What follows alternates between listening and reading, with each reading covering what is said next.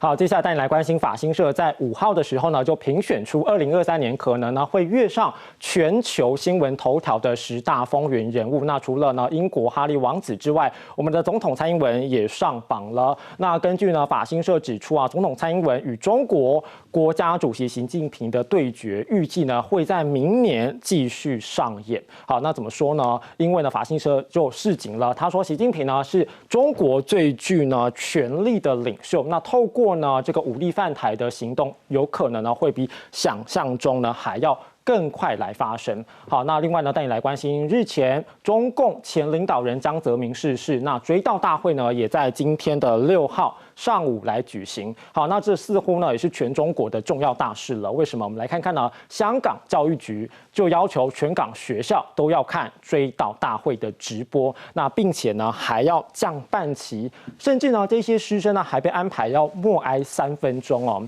好，那除了香港之外，中国的游戏公司似乎呢有一些动作。我们来看到的是，他们也配合当局呢，纷纷呢就来宣布要一起来哀悼。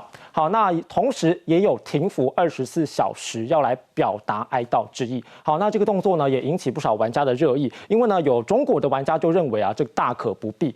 但是也有人他根本就不在乎啊，他认为说这些伺服器有些呢就根本就不是中国的，所以根本没差。好，不过呢其中比较特别的就是啊，有部分的中国游戏，因为呢它的是设置亚洲伺服器，因此呢就演变成江泽民病逝，所以等于全亚洲一起哀悼的窘境。